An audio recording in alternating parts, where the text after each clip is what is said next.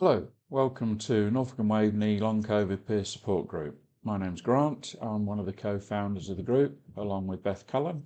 And first of all, we'd like to thank you for agreeing to be a guest presenter.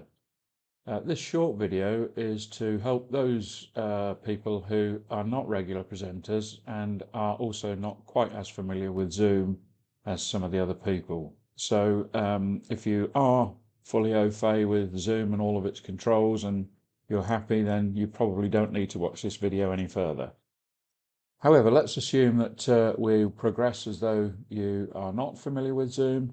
So once you've joined the meeting, you typically would be in Zoom in a screen not dissimilar to this, but because hopefully there's more than one person, i.e. me, Billy No Mates, you would see up here in the view, I've got gallery selected, and that's how we run our meetings. So ordinarily this screen would be full of little black icons if people have got their cameras turned off, or alternatively pictures of the profile person and their name down here, which they can and cannot change according to their own preferences. That typically is what would be showing up there. The timer is running, so that tells you if ever you need to just keep an eye on things and run towards the amount of time of the overall presentation to keep an eye on it. That saves us having to send you any notes. Now there are a number of things that you can do down here, and just in case you're not familiar with those, here is the audio button. So the audio button, if you open it, there's all those wonderful things there, and you close it again by just clicking off of it. And if you right click it, you'll see that you can mute my audio just by ticking it. So if I tick that, you now can't hear me, and if I untick it, you should now be able to hear me. Your camera icon is there, which stops the video. Please don't press that one, because that will cause us all sorts of untold problems in terms of recording the presentation. And then along the bottom here you've got the participants, and in this case, as I've said, there is only one showing.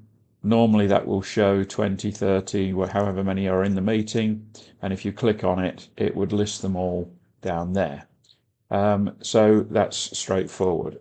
Here are the chat functions, and so if we open chat, it reduces the size of the presentation screen, and obviously chat allows everyone to type in there, and that chat is then all seen by anyone that wants to view it, and likewise is part of the file that is being recorded should we need to look at some of the notes afterwards. Next to that one is React, so people in the group can tick the various React options, so they can put their hand up when they want to speak with the raised hand, or if they agree with something, they can put a thumbs up, or they can wave, etc. And then I'm going to jump this one, which is the share, because that's what we're going to talk about. Then host controls are normally all preset within our meetings by us, so you shouldn't be able to alter those. AI companion is now part and parcel of everything that any online presentation seems to be doing, which is unfortunate. And then you've got options to apps, options to record, which we don't want you to touch because we're controlling that. And then more would open up whether you wanted to see the notes and open a whiteboard and reset to default. So we'd rather you just left the things alone that are not relevant to your presentation. So the main point of coming here today is to say this is how you share. So it's center of the screen, nicely highlighted in green. I've got my arrow, by the way, large and in pink, so it's easier to follow. And so you would go share.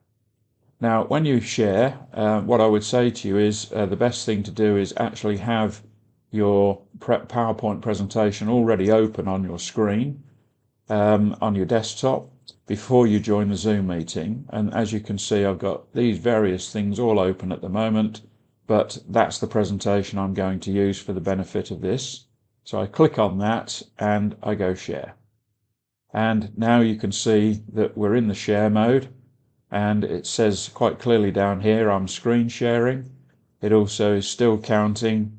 It's also got the stop share, and it's given me the shorter version of the Zoom toolbar. And it then has put me up here as the speaker. If there was a gallery, I typically control that by making it so that only you as the speaker are featured, and we move your little icon so that it doesn't interfere with slides.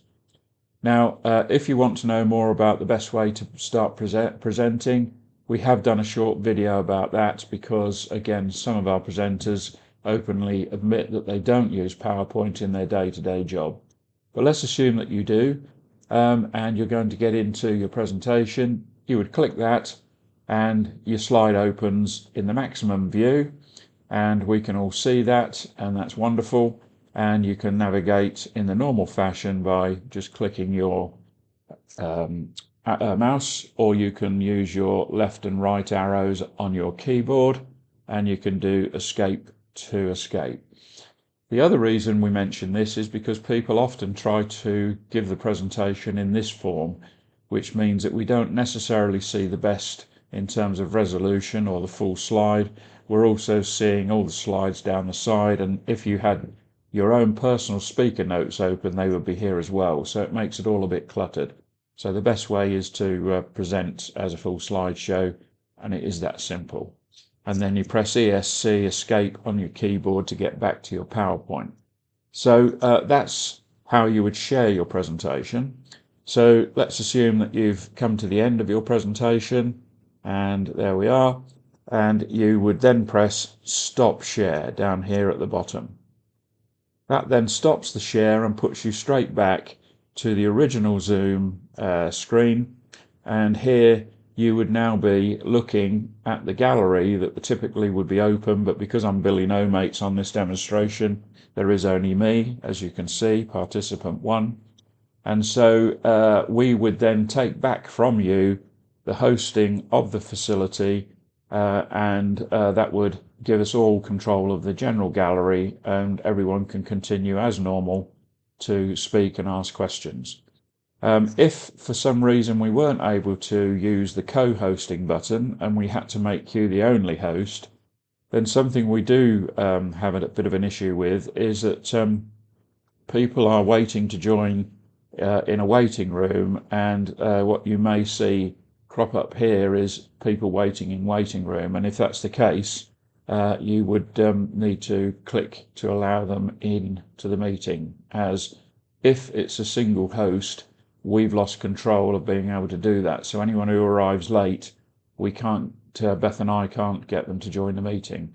We now are doing co-hosting on 90% of the meeting, so it shouldn't trouble you at all. You just concentrate on presenting and we'll concentrate on the admin. So that's all there is to it. And then obviously once you've finished and had enough of Zoom and we close the entire meeting, typically we close it for everybody so nobody has to worry about it, but it's so easy because you just press end, and that says end the meeting for all or leave the meeting. If this is you, please do not press end the meeting for all, just leave the meeting, because ending the meeting for all may cause issues with the group recording that we've got. But in our case, I'm going to press end the meeting for all, and that takes you back to your personal version of and that would then allow me as the main controller to look at the Zoom settings and look at the various things that I've got running in terms of meetings. So that's it, folks. It really is that simple. Thank you for taking a look at this short video, and thank you again for being our presenter. Bye-bye.